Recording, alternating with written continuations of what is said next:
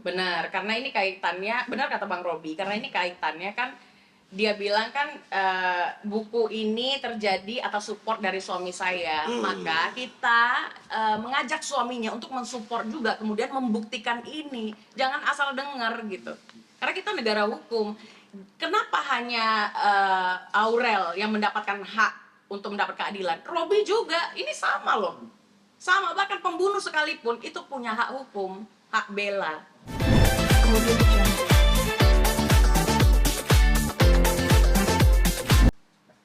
Kak Sansa izin kita mau minta konfirmasinya Kak Sansa karena ramai nih tadi ketika post story terus di reels IG juga tadi lihat soal masalah broken strings ini akhirnya menjadi perhatian publik, bukan dari publik tetapi juga pejabat negara DPR RI juga ikut andil dalam permasalahan ini. Kita sebut saja Rieke Diah Pitaloka kemarin sempat notice soal masalah ini.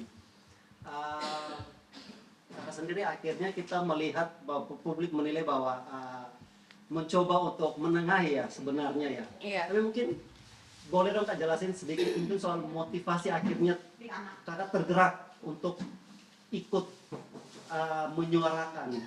Sebenarnya gini, tetap ya, kalau teman-teman wartawan tahu kan, gue tuh kalau membahas sesuatu kan nggak langsung, oh FOMO nih gue langsung di hari itu juga membahas, pasti gue pelajarin dulu, pasti gue datangnya telat kan, selalu begitu.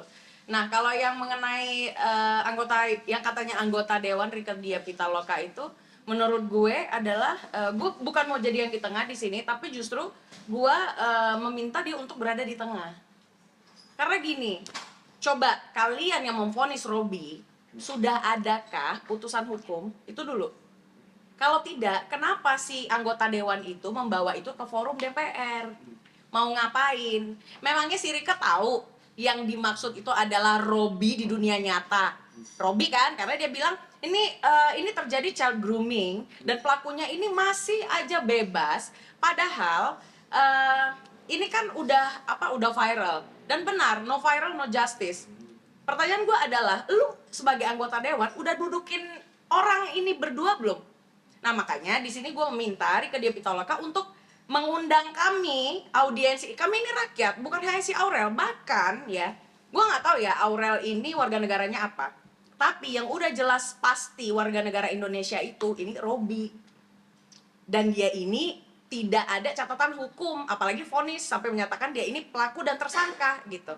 Makanya sebelum dia ngebacot sebagai anggota dewan, tolonglah ditelaah yang benar gitu. Karena di sana itu forum orang membahas undang-undang dan pasal ya. Pasal apa yang mau dia bahas tentang Robi? Coba itu dulu. Oke. Jadi apa yang akhirnya dilakukan oleh Rieke ini rasa-rasanya dinilai oleh Kak Sansa terlalu berlebihan seperti itu. Berlebihan dan capar ya. Gue paham sih, karena dia ingin mencari simpati masyarakat. Karena kan udah 2 kali panggilan KPK kan. Nah harusnya kemarin jangan ke stasiun TV itu, harusnya dia datang memenuhi panggilan KPK. Gue tahu Rieke Diah Pitaloka ini top aktivis ya. Gue kenal lah beliau karena kita di dunia yang sama. Tapi kok cemen sekali, nggak mau gitu loh.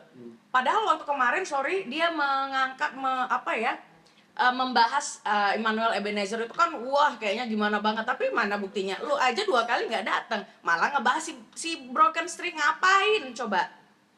Itu jadi gue berkesimpulan dia ini kan udah terpojok nih karena udah dipanggil. Oke, memang mungkin dia bukan tersangka nantinya, mungkin sebagai saksi, tapi ya pastilah ya kayak oh gue ini dapat dukungan masyarakat, pasti nanti gue bisa bebas dan orang lupa nih sama kasus gue itu. Masuk dalam kasus ini untuk melaporkan kasus lain seperti itu. 2 kali panggilan KPK ya? Iya. Kita ikutin ya sampai ikutin, karena aslinya gue itu bahas sosial politik. Oke. Nah, Kak, kita minta tanggapan Kakak terkait dengan buku Broken Strings yang akhirnya dikeluarin Aureli dan diklaim sebagai memoir. Tanggapan Kakak dong? Sebenarnya buku itu gue tidak baca penuh, tapi hari ini dengan kecanggihan teknologi kan kita bisa ya tahu summary-nya apa sih poinnya gitu ya. Karena ini kisah nyata, jadi kalau dia menurut gue dia juga nggak cerdas karena dia bilang kemudian ini kan orangnya namanya bukan Robby tapi Bobby. Ya tapi kan itu kisah nyata. Kisah nyata. Orangnya siapa? Yang ada di foto pernikahan siapa? Aurel bukan. Kecuali orangnya juga bukan Aurel. Gitu loh. Berarti kan ada ini orangnya. Orang aslinya kan ada gitu. Nah, wajar kemudian kalau netizen itu langsung mengarah. Dan tidak salah kemudian kalau beliau ini muncul. Karena kan itu kisah nyata. Karena di buku itu tulis menikah. Betul, menikah. Dia pernah menikah sama siapa? Kan sama Robby menikahnya gitu. Akhirnya perhatian publik ini menyoroti satu nama, yaitu Robby, karena memang kejadian nyatanya waktu itu memang hanya pernah menikah dengan Ya di buku Bang itu. Robby. Oke. Tetap lanjut, tetap fokus sama Bella aja dulu. Oke. Nah, tapi Bang, ini kan akhirnya kan berbulan-bulan nih tetap dibahas nih di mana-mana, dan kalau mau dibilang abang sendiri mengalami banyak kerugian lah. Sejauh ini abang sendiri memanage kasus ini seperti apa sih Bang? Kalau boleh dijelasin sampai pada bulan Februari ini. Santai. Lebih tenang. Karena saya pribadi ya, gue pakai gua lu lah, lebih Robby ya. Gue tahu ini arahnya kemana. Pengen mancing emosi gue. Dengan serangan-serangan buzzer, gue bilang buzzer ya. Kok di dunia maya bilangnya apa? Gue yang dibilang apa? Digoreng Pak. Gue yang beli buzzer ya. Gue sangat terima kasih dengan pihak-pihak yang mengerti hukum ini, ya kan. Netral aja gue udah sangat berterima kasih. Tentang apa? Daluarsa. Meskipun tokoh yang dibilang itu melakukan hal tersebut, saya Robby Tremonti bilang saya nggak melakukan itu ya, saya nggak salah.